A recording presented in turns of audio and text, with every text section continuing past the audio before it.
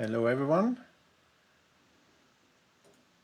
Welcome to another episode of Coffee with Thorben. Today, I have a special guest, Mark Paluch from Pivotal, project lead of Spring Data, is joining me. Hello, Mark. Hey, Tom. Nice to meet you. How are you? I'm good. Well, these are crazy times, so everybody has to find their way how to deal with that. And for us, it's okay. Yeah, it's fine. Yeah. Yeah, you guys are used to working from home, right? I mean, Yeah, exactly. So for me, I'm working now since 4 years with Pivotal, and now they're actually transitioning into VMware since VMware bought Pivotal. And although I'm working for now 4 years from home, the last week was entirely different with this changing and dynamic situation around the coronavirus. But yeah, we are making our way through it. yeah. Yeah, same here. I'm working from home for, well, almost 4 years now, 3.5 years. Um, But yeah, the last 1, 2 weeks were different. So normally my son isn't at home the whole time. Um, Normally, um, I don't have to rearrange workshops and meetings with clients and stuff. But it looks like that all of that is calming down now. People are getting used to working from home. More and more clients think that remote workshops are really an option, um, which was always the case, but now we have to make it work, right? So Exactly. it's probably a And good thing. And you know what? The actual good learning from this situation is that we were kind of prepared and having all the technology in place. And now it's a good opportunity to get back to that technology and revisit it and make it a habit to discuss more online things than face to face where it's possible and where it's appropriate. Yeah. Okay, so didn't see any messages so far in the chat. So everyone who's watching, can you please post something? And there's the first one. Hello, Hamza. Hey, Uh, Hamza. how's life in Morocco?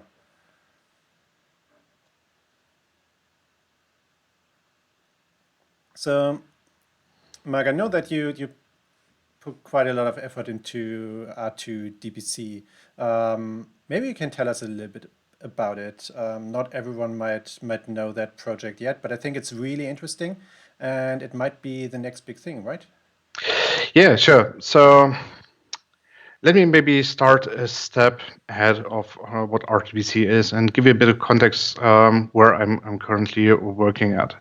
So I'm project lead of the Spring Data project, and Spring Data, in short, makes life easier when you have to integrate with various databases like SQL databases and NoSQL databases.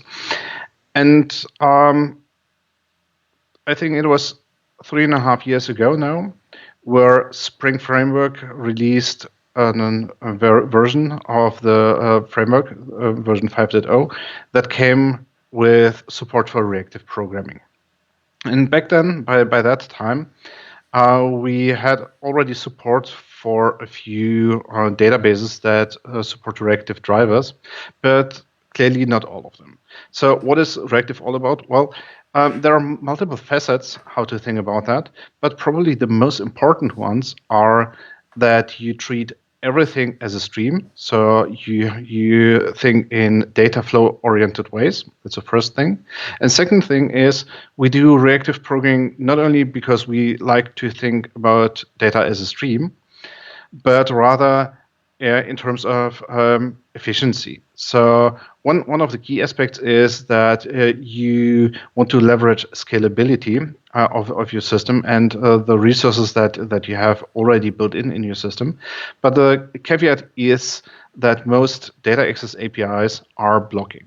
And by blocking, I mean that as soon as you talk with a database or a remote service, then what happens is that the thread you are getting called on is kept waiting. And so basically the thread is blocked. And reactive programming changes that to some extent by introducing a more event-driven model. And that allows to come up with a very small number of threads, mostly as many threads as CPU cores are in your system. And then basically you can operate and integrate with data sources that support as well this reactive programming approach.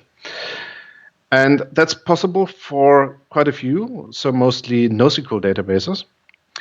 And what we've learned so far is that still the majority of users is using SQL databases because that's their daily business where the most of the world's data is stored in, and not so much in the MongoDBs and Cassandra's and Redis servers out there.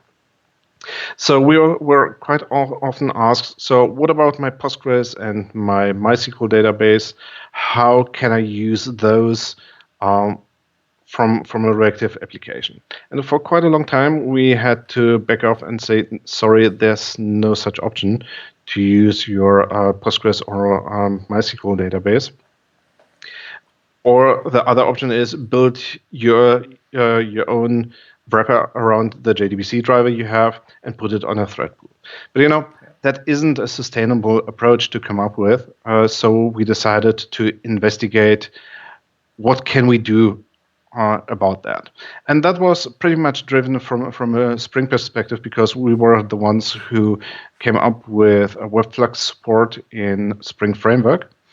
And so we started digging on API possibilities, on the available drivers which are out there. And it turned out that although we are already quite a while into async, non-blocking reactive programming, there is no standard API to talk with SQL databases.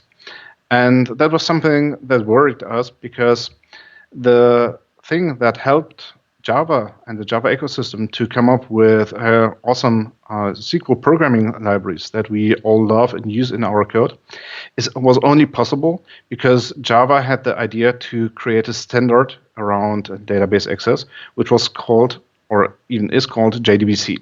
But JDBC is blocking, so we need something similar for a reactive programming approach. So we came up eventually with reactive relational database connectivity, which is a standard that basically takes a lot of inspiration from what JDBC does, but exposes its data access paradigms through a non-blocking API. And that's basically what RTDBC is all about. Provide a specification built from the ground up to integrate with SQL databases from reactive programming arrangement. Yeah.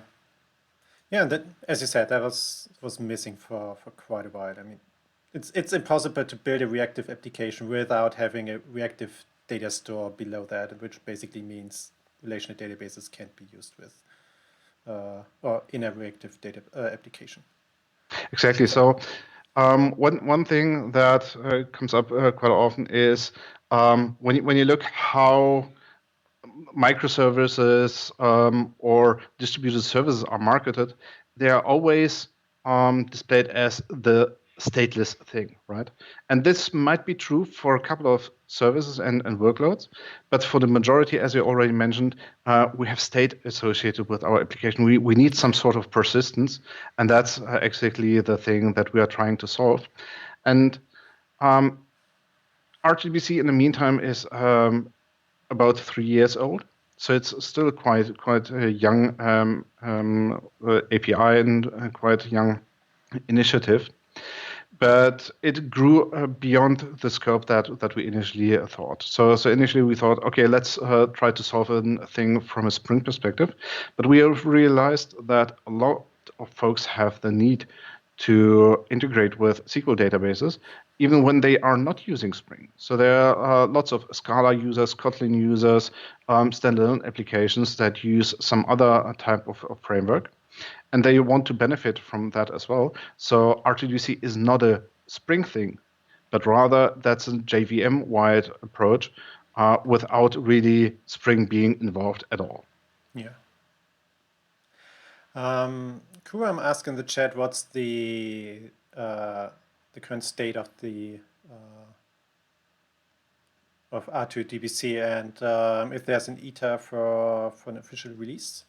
You can tell something about that? Sure. So I think it was 2017 or something like that when we initially started with RTBC without actually knowing whether what we want to do is even possible. And during 2018, we realized, okay, it's possible, but it requires entirely new implementation of drivers. So we marked RTBC as something worth to pursue, and it is experimental. By the end of 2018, we realized, okay, there's definitively need for something which is reactive, and by then we started to publish milestone releases until last year in November, where RTBC went GA. So as of now, we have version 0.8.1 release available, and you can use it in production, but please be careful with that. RTBC is still young, and I wouldn't bet my entire life on RTBC since most drivers have still work to do and to learn about use cases that should be supported, and still things that we can iron out. But yeah, you can use it, but just be careful about that. Yeah. Yeah, the 0.8 version number might scare a few people away, but yeah, in the current situation, it's probably a good thing to not have an official 1.0 release. So which databases do you support? So in general, RTBC is a specification effort. Yeah, so the other way around. There's no real thing. That's the RTBC project, like in Spring, where Spring supports this and that, but rather that's an umbrella, and every driver vendor is free to implement their own driver. And as of now, we have support for Postgres. There's a MySQL driver. Actually, there are two MySQL drivers. MariaDB published a driver. Google Cloud Spanner published a driver. Oracle announced a driver that is currently being worked on. We have a driver for H2, the in-memory database, and for SQL Server. And I hope I didn't forget anyone. Yeah, so for the popular databases, there either is already a driver or there's a team working on that driver. Exactly. And now I remember which one I forgot, which is SAP HANA, the SAP in-memory database. The driver is as well still in the work. Yeah, sounds good. Yeah, let's take another look at the chat. Chrome asks, using H2 with Spring Data, I have not found a good way to attach H2 console to in-memory database. Any tips for that? Yeah, so let me have a take on that question, if that's okay. Sure. If you are using Spring Boot, then simply drop in the H2 artifact. And I think you need to enable the console via properties. Then you should be able to connect via the web interface. I'm not exactly sure whether you still need an additional dependency to enable the console, but it's pretty simple to connect these things, especially if you have provided an URL. If you haven't provided a name for the database, then it might get tricky to actually figure out which database name was generated for the H2 connection. But as soon as you define these things in a static way, then simply take that JDBC URL, drop it into the web console, and you're done. What's the URI to connect for? Well, if you search on Google for that, you will find a bunch of examples.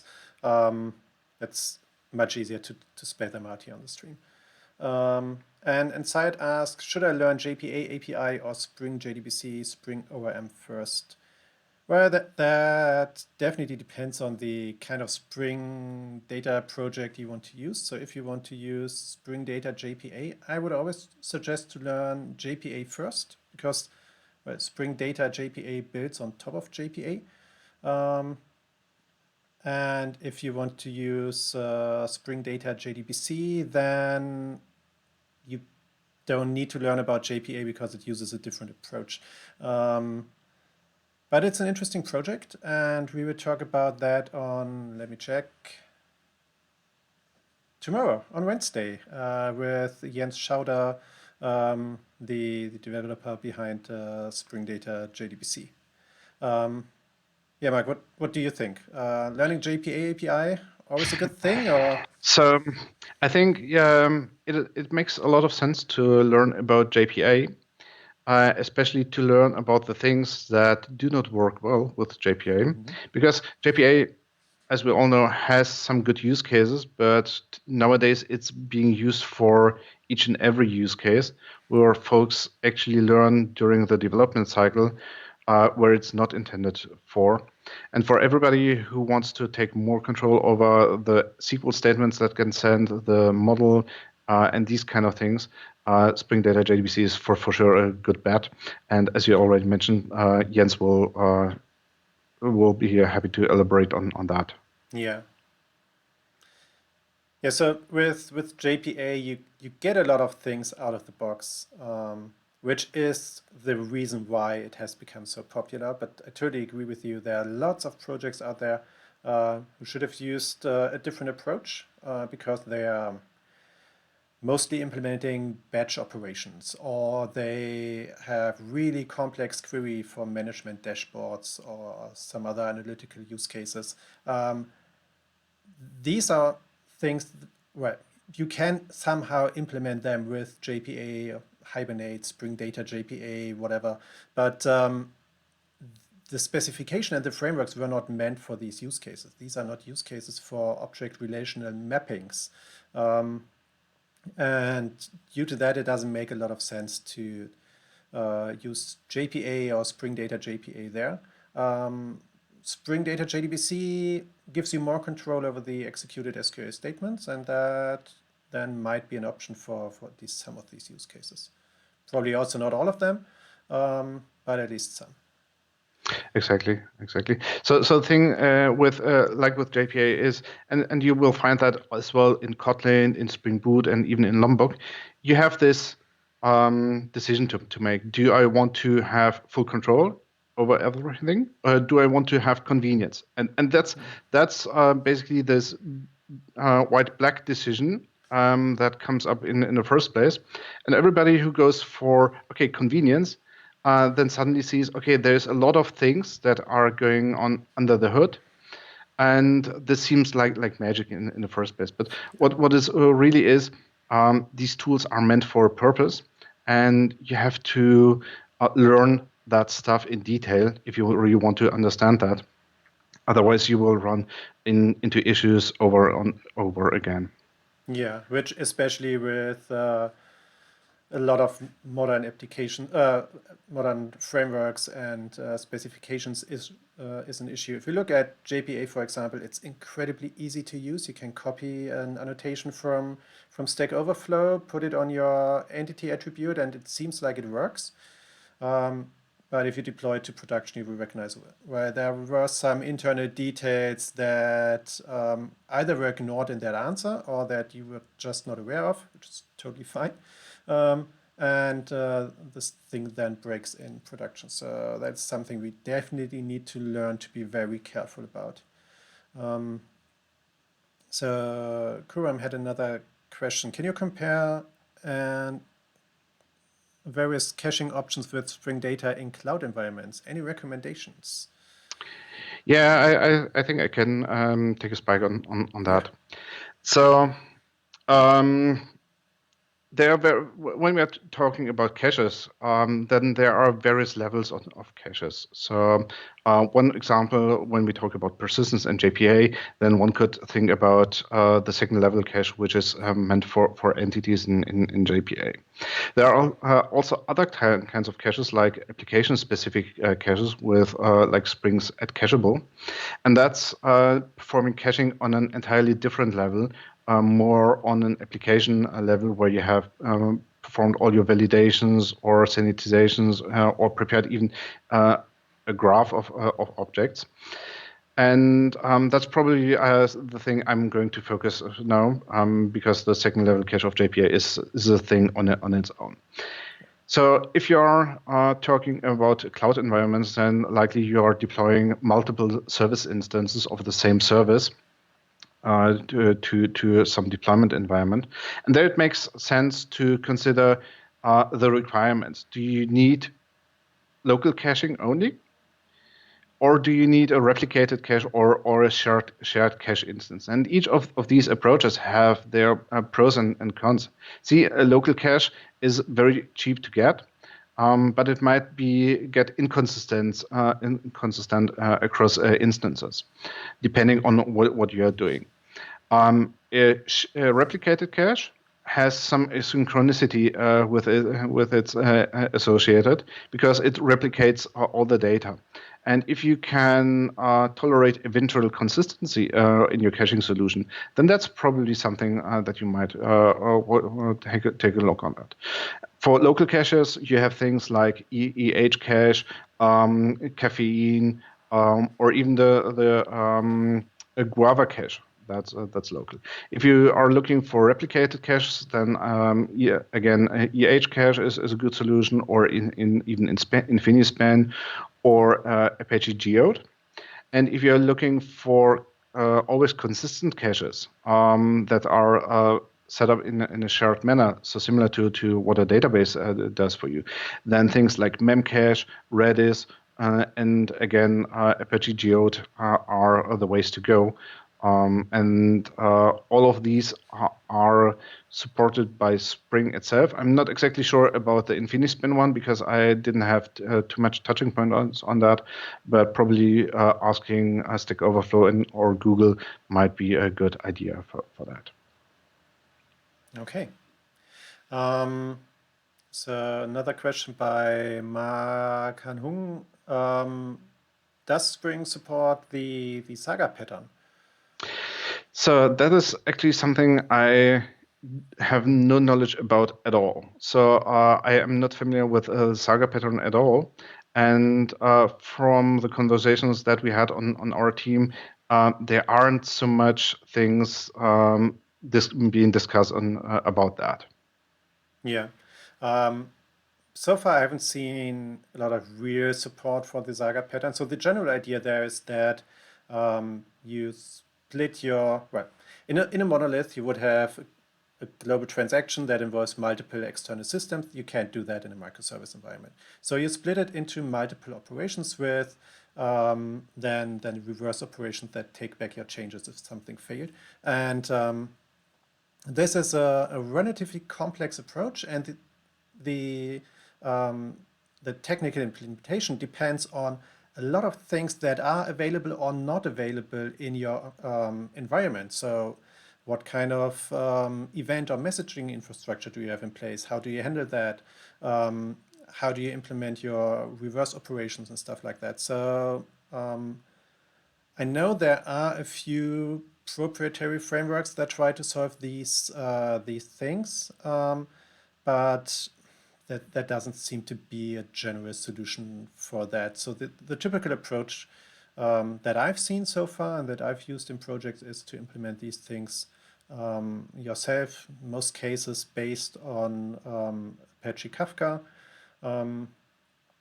And yeah, then you're more or less on your own, but the real complexity normally isn't the Saga pattern itself or the communication between your services. That's something that is relatively easy to implement. It's more that you need to implement reverse operations and really make sure that you are always able to take back all the things that you did before. And that is more an issue on the business logic level than on the technical level, at least in my experience. Right, I see. Yeah, so while you were talking, I was looking on the Saga pattern, and you're right. There is no such thing as two-phase commit between microservice, and even back then in the 90s and 2000s, two-phase commit was more a pain for all the integrations than it created good. Yeah, totally agree. It's a good thing that we're now encouraged to not use it anymore. Hopefully, in the future, we will really not see that approach in bigger applications. Yeah, so from my experience, what folks tend to do is to address this eventual consistency or even fault tolerance issue is to orchestrate the entire process in some way so that you can retry things in an idempotent way. So if you have Yeah. done things already, then you don't do them twice, or even report the state to some orchestrator similar to what you would have in a workflow or BPMN engine, process Yeah. engine. Yeah. That would be my general recommendation um, for bigger sagas. So um, in general, if you implement the saga pattern, you can choose if you want to have an orchestrated saga pattern or choreographed ones. With the orchestrated one, you have an orchestrator that manages the whole flow of your saga.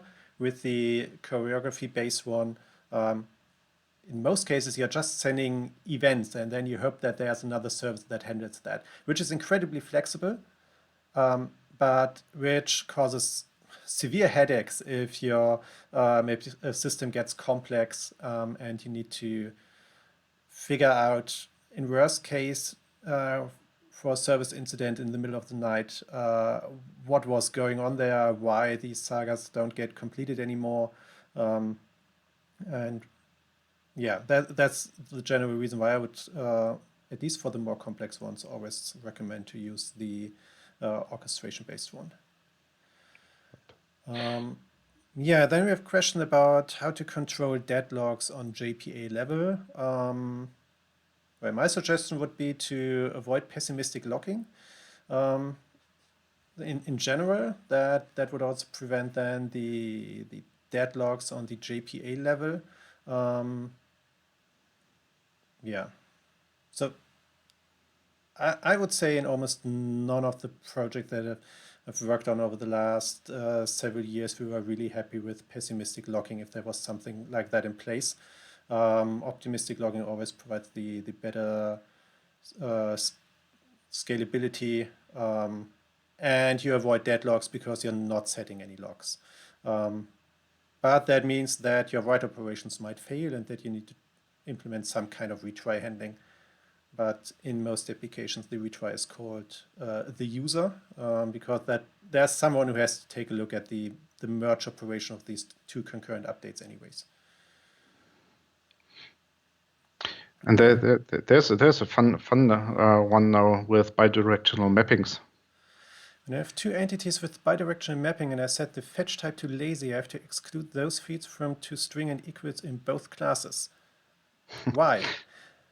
Well, first of all, yes, you should exclude all associations from toString and equals. And you should do that because if you use them in toString and equals, then whenever you call these methods, these lazy associations need to be fetched from the database, which means if you do that within the active session on your business layer, then you're just slowing down your application because you're executing additional queries, which always takes time. And if these methods get called on the client, if you have a Java client, then they would cause lazy initialization exceptions. So toStrings should always only include basic attributes that describe your entity, and equals should only use the primary key attribute. And then the usual type checks, of course. And Tom, I think I would like to add another thing that my friend Jens would also say in that case. So keep directions always in a single so relations always in a single direction, and thinking in terms of aggregates and these categories might help to identify which of these objects belong together, because once you have an aggregate, then every nested entity or subentity of those is addressed through the aggregate root itself, and that helps a lot to clean up the entire state of the data model, because you have one defined way how to access these nested entities and how to deal with them. And with a natural way, you resolve a lot of these issues that come up from bidirectional mapping. Yeah, that's also a good point. The only thing you need to keep in mind is that the JPA spec requires a managed association to define a join. And with only unidirectional associations, the definition of a complex query sometimes gets really complicated. Um, but yeah, in general, just using unidirectional associations is a good thing. Oh yeah, that was one thing that I forgot about in the previous answer. If you include associations in your toString and equals method and model the association as a bidirectional one, you create an endless loop in your toString methods, right? I mean, if you have bidirectional association between author and book and you include them on both entities, then the author would call the book the author, and that would go on until your application crashes. Yeah, that's a fun thing, especially if you see that in production, because on tests you never had that kind of constellation, but then on production somebody adds more data, and then Yeah. you And I, get a surprise. and I saw that several times, and then someone decided to switch the log level to debug. Everything was fine before, and then in debug, the entities got locked, and everyone was wondering why the application now didn't work at all. Yeah, let's try to catch up with the chat real quick. Yeah, so Jens provided a more detailed answer on the JPA versus Spring Data JDBC question. Thanks for that, Jens. I'm looking forward to talk to you about that tomorrow in more detail. What else do we have? Not entirely correct to say that you do not generate any logs with optimistic logging. You do not generate any logs when reading data. You can still end up with deadlocks. Well, that's normally handled completely by the database, right? At least by the common ones, I would say. Well, it depends. It depends on the database, on the driver, and Yeah. transactional settings. So you can do things like putting the connection into read-only mode to tell the database this is a read-only transaction, so the database is not creating any read logs for that read. And similar optimizations go as well for Hibernate itself, Yeah. so that you can tell it, okay, it's a read-only transaction, so you don't need any kind of snapshots and these kind of things. Yeah. But even if you do, then normally on the safe side with common databases and Hibernate, they normally take care of that. And even if it happens, as Jens already wrote into the chat, databases then are able to remove the deadlocks, either by killing all involved transactions or by starting with the one that caused the deadlock detection and then going back until everything works again. Yeah, Rochko asks, should I use bidirectional mapping for one-to-many associations since they are more performant, produce less queries? Well, yes and no. You should definitely model the association on the many side of your entity, because there your database table stores the foreign key.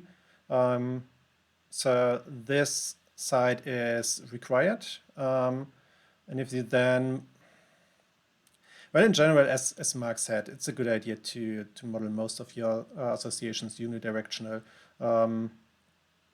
But well, if your many side isn't too big, then quite often a bidirectional mapping there doesn't cause a lot of issues. Just you have to keep in mind, as Mark explained, your model gets more and more complex. Bidirectional associations in general are tricky to handle, but I would say one-to-many are less of an issue there. Just be careful and don't model a unidirectional one-to-many association on the entity that models the one side of the association. And I think I would like to add something that Markus Wienand told me. Yeah. So most of us still think about databases as that's a table and that's a field or column. But since almost 20 years, databases have evolved massively, and you can utilize advanced features like graph queries, like JSON storage. So you are not limited to just that single column thinking, but rather your database, and most of them are supporting really multimodal storage for data. And if you don't need to report or work with an association on a row level, then just store it as JSON and you'll be good with that. And you will solve a lot of issues directly by changing how you represent that data. But you have to have that use case for that. Yeah. So Jens wrote, Vlad actually recommends bidirectional associations for performance reasons. Yeah, Vlad and I recommend the same approach there. Unidirectional unidirectional many-to-one associations are fine. Unidirectional one-to-many associations are an issue, and in that case, you should model it as a bidirectional one if you need the direction from the one to the many side. Otherwise, you run into the situation that you have by default, you will get an additional association table between the to map the one-to-many association on the database level, which is not a great idea from a relational table model point of view. But that is how Hibernate would handle a unidirectional one-to-many association by default. And even if you apply the correct annotations to avoid that table, the one-to-many mapping is still very inefficient. That's much better to then model it bidirectionally. Or, as Mark suggested, just keep it on the keep it unidirectional, but then you have to model it on the many side. Yeah, and the reason for that again is that the foreign key column is part of the table that gets mapped by the entity that is representing the many side of the association. And the general recommendation there is to keep your entity mappings as close to the table model as possible. You can do a lot of crazy mappings with JPA and Hibernate, but in almost all situations, it's better to keep it simple and to stay as close to the table model as possible. That reduces the gap that Hibernate has to bridge, and that makes your domain model easier to understand and your database access way faster than it would be otherwise. So Wanderer 2097 asks, should ID fields on entities ideally be immutable? You can change the value of a primary key attribute with JPA. You're not allowed to do that. Then Bab Lopko asks, is there any reason that we prefer to use the one-to-many than using many-to-many relationship? Well, that depends on the cardinality of your of your model. I mean, how to explain that? If you have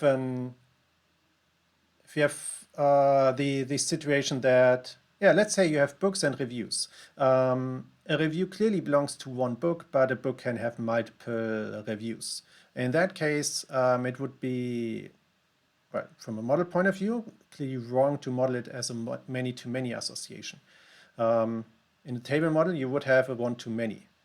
And that means that, well, your table model you can't put a many-to-many mapping in your entities on top of a one-to-many association that's modeled in your relational table model because you're missing the association table. And in general, the one-to-many mapping is not as complex as a many-to-many mapping. So you wouldn't want to introduce an association table into your table model if you have a one-to-many association in the real world in that place. And maybe this many-to-many association is quite an interesting one, because that's one of the most complex things. Yeah. And typically one thing that we quite often oversee with just adding many-to-many at some place is that this association has actually a semantic. So one way how we could also think about that is that we have a customer that has bought an item, right? So multiple customers can buy multiple items. But what really happens there is that you place an order, and this order contains additional data that might be relevant in your way how you express that mapping. So always think twice before adding a many-to-many relationship, because that relationship can be, again, associated with additional properties. Yeah. Okay. Is there a way to have an entity that doesn't have a corresponding table that act as a view? Asks Osama. I'm not sure if I understand the question. Is there a way to have an entity that doesn't have a corresponding table that acts as a view? Do you want to define an entity based on a view instead of a table?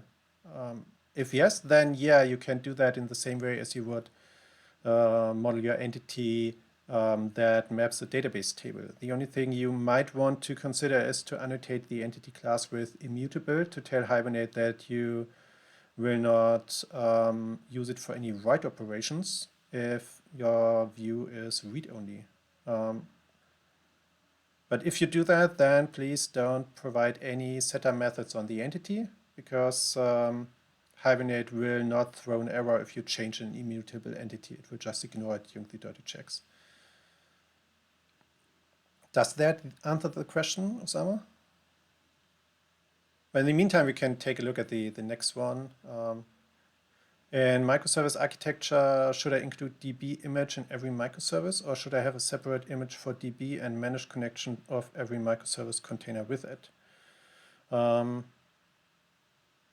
Do you want to take that one, or should I try to I'm answer not it? exactly sure about the background of this question, but Przemysław, if you like, then you might type right away and help and clarify on that one. In general, there's the saying, in microservice you have a shared nothing architecture, Yeah. ideally, and there are two things I personally would never share: a database and a toothbrush. But when it really boils down to a very critical situation, I might consider sharing my toothbrush, but never a database. So the database is, in the end, just a way how to interface with data, and you do not want anybody else to have raw access to your data, but rather through some well-established and public APIs. And if that helps, then perfect. And if you have still a question to that, feel free to leave it in the chat, and then we will take it. Yeah. Okay, any more questions? Well, if not, then Mark, thanks a lot for joining me and for your time. I really Thank enjoyed you. it. Thank you. It was great fun for me. That's great. Maybe we do that again in the future. Let's see how long this Corona situation goes on, and if we keep doing these live streams in the afternoon or not. There's one last question, maybe by Rotiko. Opinion on hate Yes. Yeah, It's exactly. how to APIs. pronounce. But I suggest, Roscoe, come back on, I think it's Thursday, when Oliver is Oh back. yeah. He has an opinion on Hatias, and yeah, that's I think all I can say here. Yeah, that's a great suggestion. So on Thursday, Oliver Drotboom will join me. Also,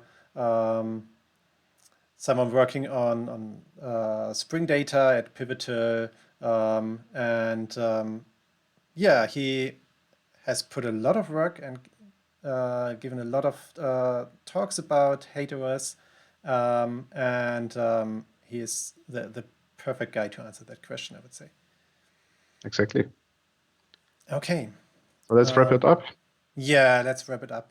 So yeah, again, thanks for joining, and yeah, everyone in the chat. I hope to see you again tomorrow, same time, 3 p.m. CET, here on the channel tomorrow with Jens Schauder, also working for Pivotal, and yeah, I think that's it for today. Mark, again, thank you. Really enjoyed it. Stay healthy, and I hope we see each other again in person really soon. Me too. So take care. Bye-bye. Bye.